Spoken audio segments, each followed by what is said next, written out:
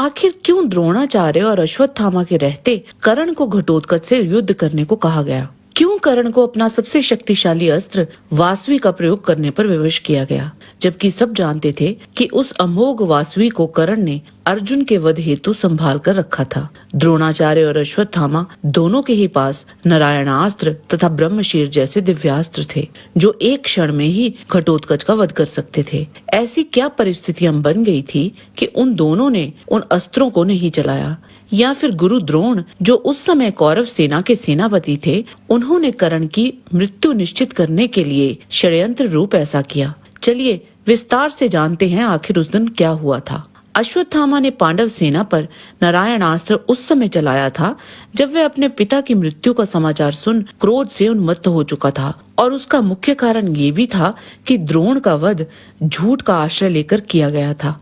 और ब्रह्मशीर उसने उस समय चलाया था जब भीम और अर्जुन उसके द्वारा अपने पुत्रों का वध किए जाने पर उसे दंड देना चाहते थे, और भय में उसने ब्रह्मशीर चला दिया था। उस समय उस अस्त्र को वापस ना ले पाने पर व्यास जी ने अश्वत्थामा की बहुत आलोचना की थी।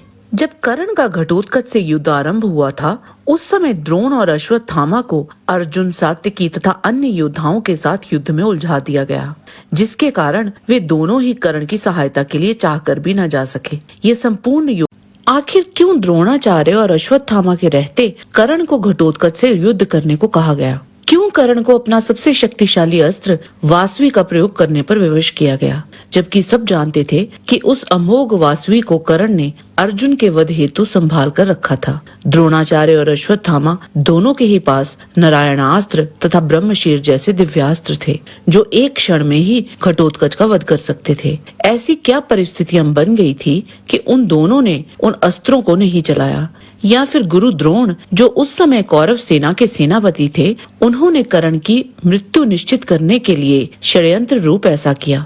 चलिए विस्तार से जानते हैं आखिर उस दिन क्या हुआ था। अश्वत्थामा ने पांडव सेना पर नारायणास्त्र उस समय चलाया था जब वह अपने पिता की मृत्यु का समाचार सुन क्रोध से उन्मत्त हो चुका था, और उसका मुख्य कारण ये भी था कि द्रोण का वध झूठ का आश्रय लेकर किया गया था।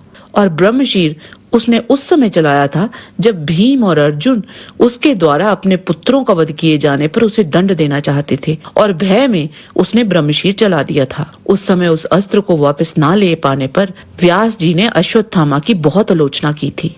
जब कर्ण का घटोत्कच से युद्ध आरंभ हुआ था, उस समय द्रोण और अश्वत्थामा को अर्जुन, सात्यकी तथा अन्य योद्धाओं के साथ युद्ध में उलझा दिया गया, जिसके कारण वे दोनों ही कर्ण की सहायता के लिए चाहकर भी न जा सके। ये संपूर्ण